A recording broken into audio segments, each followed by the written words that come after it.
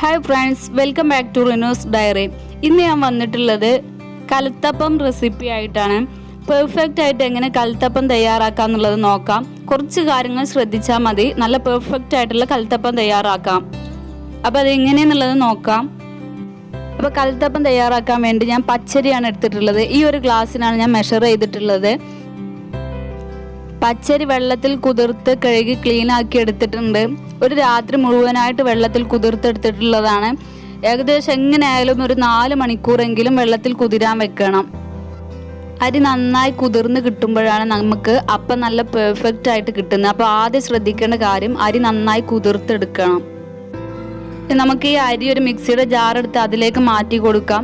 ഞാനിപ്പോൾ ഒരു അപ്പത്തിനുള്ള അളവാണ് കാണിക്കുന്നത്. പിന്നെ ഓരോരുത്തരുടെ പാത്രത്തിൻ്റെ വലിപ്പത്തിനനുസരിച്ച് അപ്പത്തിൻ്റെ വലിപ്പവും അതുപോലെ അരിയുടെ അളവിലൊക്കെ വ്യത്യാസം വരും കേട്ടോ. ഇനി ഇതിലേക്ക് 1.5 ടീസ്പൂൺ ചോറ് കൂടെ ചേർത്ത് കൊടുക്കുന്നുണ്ട്. ഇതൊരു സോഫ്റ്റ് ആയി കിട്ടാൻ വേണ്ടിയിട്ടാണ് ചേർക്കുന്നത്. 1.5 ടീസ്പൂൺ മാത്രം ചേർത്താൽ മതി.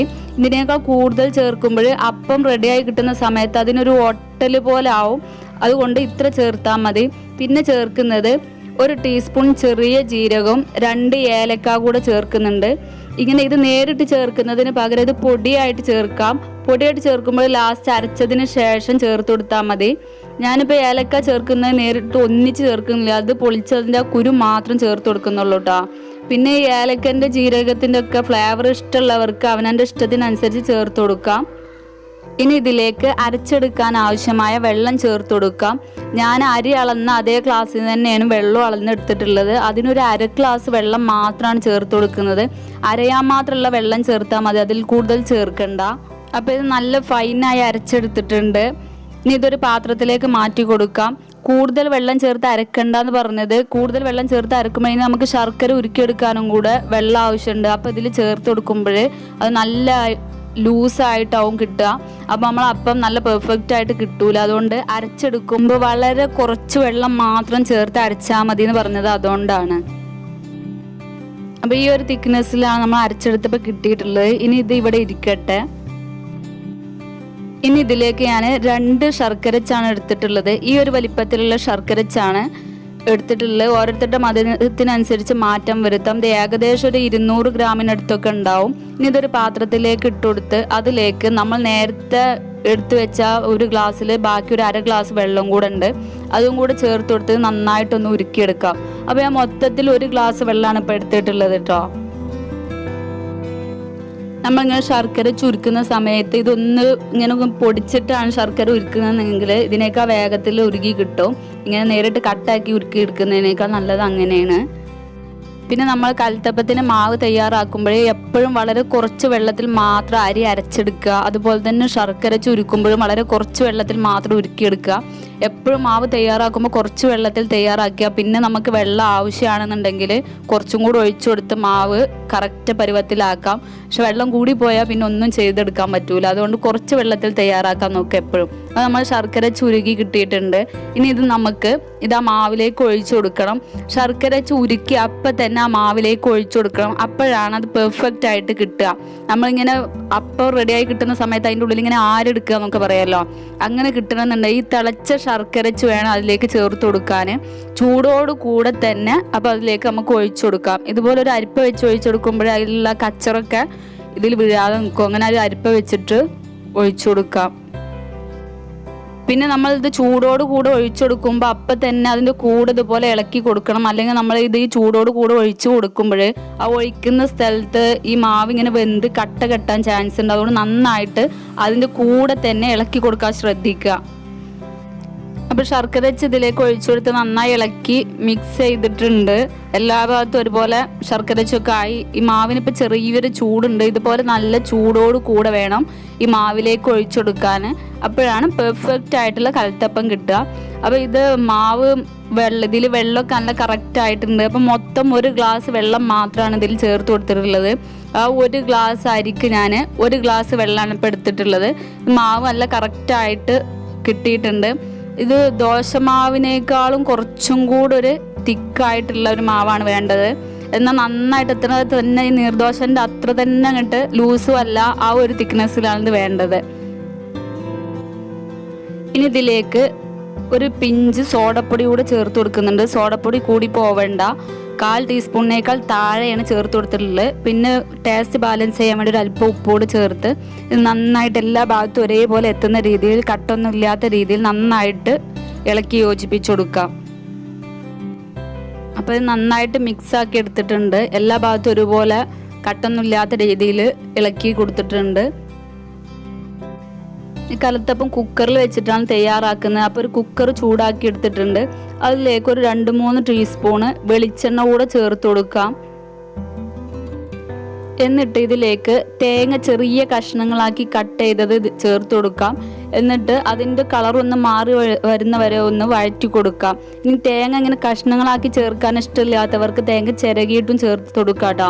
അപ്പോൾ അതുപോലെ ഇത് ഇങ്ങനെ ഈ ഒരു രീതിയിൽ എണ്ണയിലിട്ട് വഴറ്റി കൊടുക്കണ്ട, അല്ലാതെ നേരിട്ട് മാവിലേക്ക് ചേർക്കേണ്ടവർക്ക് അങ്ങനെയും ചേർക്കാം. ഇങ്ങനെ ചെയ്യുമ്പോൾ ഒന്നുകൂടെ ടേസ്റ്റും ഭംഗിയും കൂടുതലായിരിക്കും. അതിന് വേണ്ടിയിട്ടാണ് ഇങ്ങനെ ചെയ്യുന്നത്. ഈ തേങ്ങ ഏകദേശം ഒരു ബ്രൗൺ കളറായി തുടങ്ങുന്ന സമയത്ത് ഇതിലേക്ക് കുറച്ച് ചുവന്നുള്ളി ചെറിയ കഷ്ണങ്ങളായി കട്ട് ചെയ്തതോടെ ചേർത്ത് കൊടുത്ത് അത് ഇതുപോലെ ഒന്ന് വഴറ്റിയെടുക്കാം. അപ്പോൾ തേങ്ങയും ചുവന്നുള്ളിയൊക്കെ എല്ലാം ബ്രൗൺ കളറായിട്ടുണ്ട്. ഫ്ലെയിം ഓഫ് ചെയ്ത് കൊടുത്തിട്ടുണ്ട്. ഇനി ഇതിൽ നിന്ന് ഒരു കുറച്ച് വേറൊരു പാത്രത്തിലേക്ക് മാറ്റി കൊടുക്കാം. ഇതിങ്ങനെ മാറ്റി വെക്കുന്നത് അപ്പം തയ്യാറാക്കുമ്പോൾ അതിൻ്റെ മുകളിൽ കുറച്ചിട്ട് കൊടുക്കാൻ വേണ്ടിയിട്ടാണ്. എന്നിട്ട് ബാക്കിയുള്ളത് നമ്മൾ തയ്യാറാക്കി വെച്ച മാവിലേക്ക് ചേർത്ത് കൊടുത്ത് നന്നായിട്ടൊന്ന് ഇളക്കി യോജിപ്പിച്ചു കൊടുക്കാം.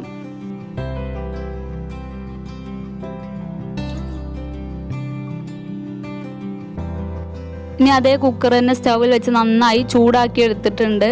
പിന്നെ ഇതിലേക്ക് 1 ടീസ്പൂൺ വെളിച്ചെണ്ണ കൂടെ ചേർത്ത് കൊടുക്കാം. ഇനി തേങ്ങ വഴറ്റിയെടുത്തതിൽ ബാക്കി വെളിച്ചെണ്ണ ഉണ്ടെങ്കിൽ അതായിരിക്കും ഏറ്റവും നല്ലത്. അതില്ലെങ്കിൽ വേറെ 1 ടീസ്പൂണിനടുത്ത് വെളിച്ചെണ്ണ ഒഴിച്ചു കൊടുക്കാം. അങ്ങനെ ഒഴിച്ചു കൊടുത്തിട്ടില്ലെങ്കിൽ നമ്മൾ അപ്പം തയ്യാറാക്കി എടുക്കുന്ന സമയത്ത് ഇതിൻ്റെ അടിയിലും സൈഡിലൊക്കെ പിടിക്കാൻ ചാൻസ് ഉണ്ട്. പിന്നെ ഒരു ബ്രഷ് കൊണ്ട് എന്തുണ്ടെങ്കിലും കുക്കറിൻ്റെ എല്ലാ ഭാഗത്തും ഒന്ന് എണ്ണ സ്പ്രെഡ് ചെയ്ത് കൊടുക്കാം. സ്റ്റൗ ഹൈ ഫ്ലെയിമിൽ ഇട്ടിട്ടാണ് ചൂടാക്കിയെടുക്കുന്നത്. നമ്മളിങ്ങനെ കൈ വെച്ച് നോക്കുന്ന സമയത്ത് നല്ല ചൂടിൽ കുക്കർ ഉണ്ടാവണം. കൈ അതിൽ തൊട്ട് നോക്കാനല്ല, ഇങ്ങനെ കൈ വെച്ച് നോക്കുന്ന സമയത്ത് നല്ല ചൂട് തോന്നണം. അത്രയ്ക്ക് ചൂടുള്ള ടൈമിലാണ് നമ്മൾ ഇതിലേക്ക് മാവ് ഒഴിച്ചു കൊടുക്കേണ്ടത്. അപ്പോൾ കുക്കർ നന്നായി ചൂടായിട്ടുണ്ട്. ഇനി ഇതിലേക്ക് നമുക്ക് ആ തയ്യാറാക്കി വെച്ച മാവ് ഒഴിച്ചു കൊടുക്കാം. ഇങ്ങനെ നല്ലോണം ചൂടായി നിൽക്കുന്ന സമയത്ത് വേണം മാവ് ഒഴിക്കാൻ. അത് നന്നായിട്ട് ശ്രദ്ധിക്കുക. എന്നിട്ട് നമ്മൾ നേരത്തെ എടുത്ത് വെച്ച ബാക്കിയുള്ള തേങ്ങയും കൂടെ ഇതിൻ്റെ മുകളിൽ ഇതുപോലെ ഒന്ന് എല്ലാ ഭാഗത്തേക്കും സ്പ്രെഡ് ചെയ്ത് കൊടുക്കാം. പിന്നെ കുക്കർ ചൂടാക്കി എടുക്കുന്ന സമയത്ത് ഇങ്ങനെ പുക പോകുന്ന ആ ഒരു ടൈപ്പിലാക്കി എടുക്കണ്ട കേട്ടോ. അപ്പോൾ നമ്മൾ അപ്പം തയ്യാറാക്കുമ്പോഴേ അതിനൊരു കരിഞ്ഞ ടേസ്റ്റ് ഫീൽ ചെയ്യും. അപ്പോൾ കുക്കർ ചൂടാക്കുമ്പോൾ അതുകൂടെ ശ്രദ്ധിക്കുക കേട്ടോ. ഇനി അപ്പോൾ തന്നെ കുക്കർ മൂടി വെച്ച് ലോ ഫ്ലെയിമിൽ തീയാക്കി കൊടുത്തിട്ട് വേണം ഇത് പാകം ചെയ്തെടുക്കാൻ. പിന്നെ കുക്കർ വെച്ചെടുക്കുമ്പോൾ ഇതിൻ്റെ വിസിലിട്ട് കൊടുക്കേണ്ട, അത് ഒഴിവാക്കിയിട്ട് വേണം കുക്കറിൻ്റെ മൂടി അടച്ചു കൊടുക്കാൻ. ഫ്ലെയിം നന്നായി കുറച്ച് വെച്ചിട്ട് വേണം ഇത് കുക്ക് ചെയ്തെടുക്കാനും, അല്ലെങ്കിൽ ഇത് അടി പിടിച്ച് കരിഞ്ഞു പോവാൻ ചാൻസ് ഉണ്ട്. ഇത് കറക്റ്റ് 17 മിനിറ്റ് ആയിട്ടുണ്ട്. നമ്മളങ്ങനെ കൈ വെച്ച് നോക്കുന്ന സമയത്ത് ഇങ്ങനെ വിസിലിൻ്റെ ഉള്ളിൽ കൂടെ അതുപോലെ ബബിൾസോ അല്ലെങ്കിൽ എയറൊക്കെ പോയി തുടങ്ങിയിട്ടുണ്ടാവും. ഇനി നമുക്ക് ഫ്ലെയിം ഓഫ് ചെയ്തിട്ട് കുക്കർ തുറന്നു നോക്കാം. അപ്പോൾ കലത്തപ്പം നന്നായി പെർഫെക്റ്റ് ആയിട്ട് വെന്ത് നന്നായി സെറ്റായി കിട്ടിയിട്ടുണ്ട്. ഇങ്ങനെ സൈഡിൽ നിന്നൊക്കെ ചെറുതായിട്ട് വിട്ട് കിട്ടിയിട്ടുണ്ട്. കുക്കറിന് പെട്ടെന്ന് കിട്ടാൻ വേണ്ടിയിട്ട് കത്തിയോ എന്തുണ്ടെങ്കിൽ ഇതുപോലെ സൈഡിൽ നിന്ന് ഇങ്ങനെ നന്നായിട്ടൊന്ന് ഇളക്കി കൊടുക്കാം. എന്നിട്ട് ഇതൊരു പ്ലേറ്റിലേക്ക് മാറ്റാം. അപ്പോൾ നല്ല പെർഫെക്റ്റ് ആയിട്ട് അടിയിൽ കരിയൊന്നും ചെയ്യാതെ, അടി ഒട്ടി പിടിക്കുകയൊന്നും ചെയ്യാതെ നന്നായിട്ട് പെർഫെക്റ്റ് ആയിട്ട് കിട്ടിയിട്ടുണ്ട്. അതുപോലെ തന്നെ ഇത് നമുക്കിങ്ങനെ അത്രക്ക് പെർഫെക്റ്റ് ആയിട്ടാണെങ്കിൽ ഇതുപോലെ ഇങ്ങനെ ഒരു ഓൾസ് ആയിട്ട് കിട്ടും ഇതുപോലെ. അപ്പോൾ അപ്പം റെഡി ആയിട്ടുണ്ട്. ഇനി ഏകദേശം ഇതൊന്ന് ചൂടാറിയതിന് ശേഷം നമുക്ക് കട്ട് ചെയ്താൽ മതി. ഇതൊന്ന് കട്ട് ചെയ്ത് നോക്കാം. അപ്പോൾ ഇത് കട്ട് ചെയ്തിട്ടുണ്ട്. നന്നായിട്ട് ആരൊക്കെ എടുത്ത് ഇതുപോലെ ഇങ്ങനെ ഓരോ എന്താ പറയുക, നമ്മളിങ്ങനെ നന്നായിട്ട് ആരെടുക്കാന്നൊക്കെ പറയില്ലേ, അതുപോലെ കിട്ടിയിട്ടുണ്ട്. ഇങ്ങനെ ഓരോ ലൈനായിട്ട് നന്നായിട്ട് പെർഫെക്റ്റ് ആയിട്ട് ആരെടുത്തിട്ടുള്ള കലത്തപ്പം റെഡി ആയിട്ടുണ്ട്. നിങ്ങൾക്ക് എല്ലാവർക്കും ഇഷ്ടപ്പെട്ടിട്ടുണ്ടാവുമെന്ന് വിചാരിക്കുന്നു. എല്ലാവരും ഒന്ന് ഈ ഒരു രീതിയിൽ ട്രൈ ചെയ്ത് നോക്കുക. എല്ലാവർക്കും അറിയാവുന്ന സംഭവം തന്നെയാണ്. അറിയാത്തവർക്ക് വേണ്ടിയിട്ടാണ് ഇത്ര ഡീറ്റെയിൽ ആയിട്ട് പറഞ്ഞു തന്നിട്ടുള്ളത്. അപ്പോൾ നിങ്ങൾക്ക് ഇഷ്ടപ്പെട്ടാൽ ലൈക്ക് ചെയ്യാനും ഷെയർ ചെയ്യാനും മറക്കരുത് കേട്ടോ. എപ്പോഴും പറയുന്ന പോലെ എൻ്റെ ചാനൽ ഇതുവരെ സബ്സ്ക്രൈബ് ചെയ്യാത്തവരും ആദ്യമായിട്ട് കാണുന്ന കൂട്ടുകാരും ഒന്ന് സബ്സ്ക്രൈബ് ചെയ്ത് സപ്പോർട്ട് ചെയ്യണേ. അതോടൊപ്പം വരുന്ന ബെല്ലൈക്കണോട് ക്ലിക്ക് ചെയ്ത് ഓൾ എന്ന് വേണം പ്രസ് ചെയ്യാൻ. അപ്പോഴാണ് പുതിയ വീഡിയോസിൻ്റെ നോട്ടിഫിക്കേഷൻ ലഭിക്കുക. ഇനി ഇതുപോലത്തെ വെറൈറ്റി വിഭവമായി അടുത്ത വീഡിയോയിൽ കാണാം.